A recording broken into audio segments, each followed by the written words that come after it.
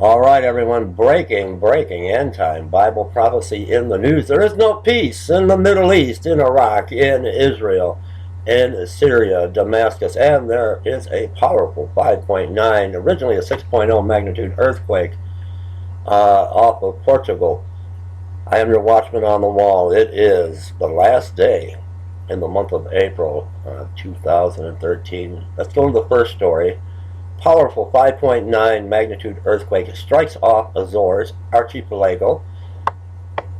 Originally it was a 6.0, and of course, you know, the USGS is going to downgrade it. April 30th, today, 2013, Azores, an earthquake of magnitude 6 struck in the Atlantic Ocean, 30 miles east of Ponta de Lagda in Portugal's Azores archipelago on Tuesday, according to the U.S. Geological Survey, but local authorities reported no immediate damage. The USGS downgraded the earthquake to a 5.9, as they always do.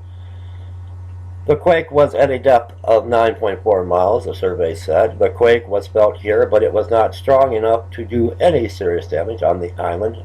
We have not received any requests for help. A duty officer at the Ponta de Lagda Fire Brigade told Reuters, we'll keep our eye on this. So 6.0 downgraded to a 5.9 off of Portugal.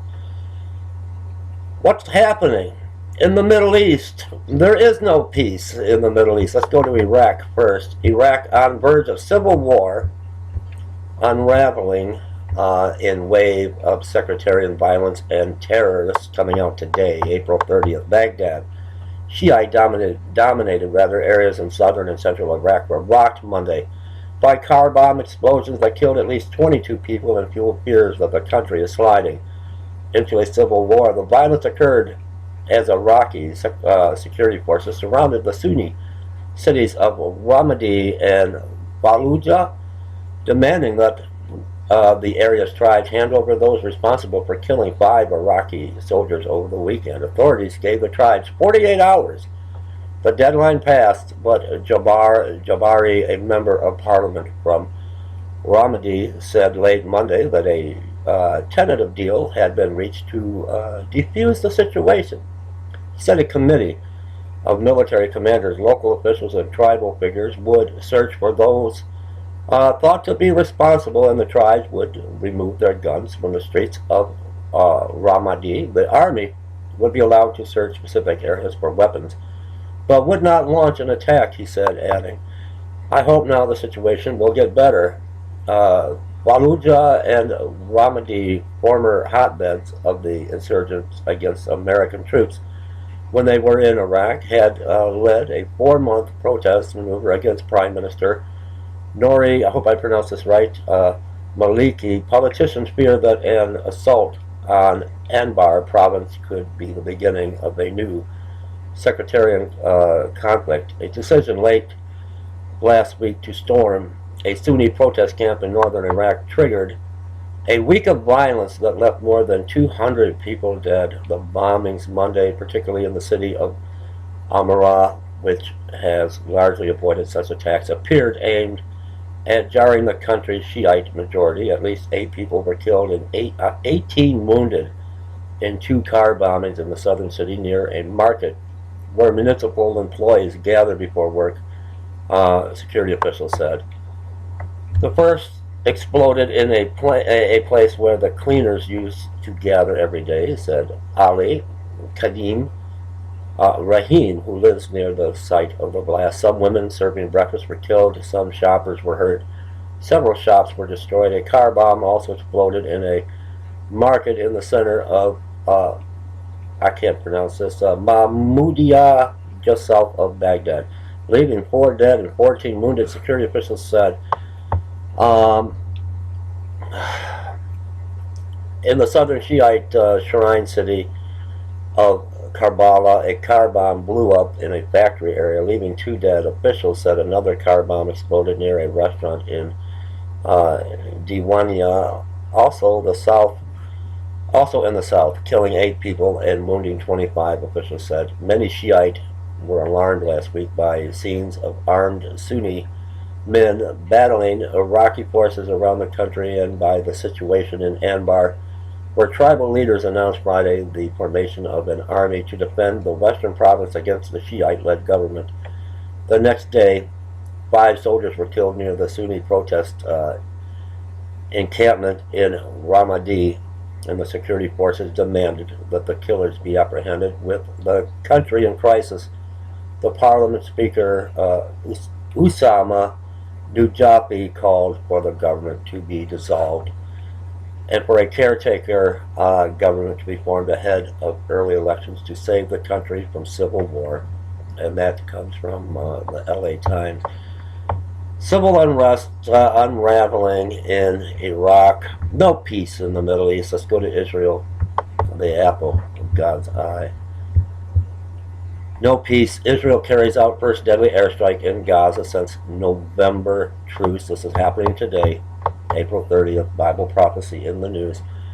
An Israeli aircraft attacked a motorcycle in Gaza on Tuesday, killing a man who the military said was a top militant in a shadowy Al-Qaeda influenced group who had been involved in a recent rocket attack on southern Israel. It was the first deadly airstrike in Gaza since a truce was reached with Palestinian militants last November, and it's the most serious test yet of the Egyptian brokered agreement.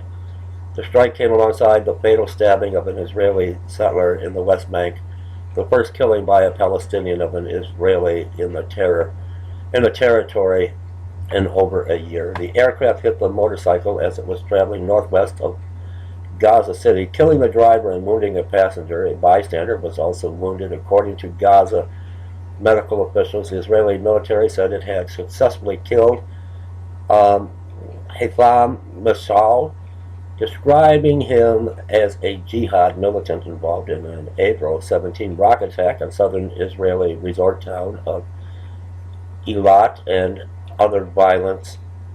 Ashraf al-Qadra, Gaza's health ministry spokesman, said Mashal was a policeman. Israeli Prime Minister Benjamin Netanyahu had warned in recent days that Israel would not tolerate rocket fire from either the Gaza Strip or Egypt's Sinai Desert.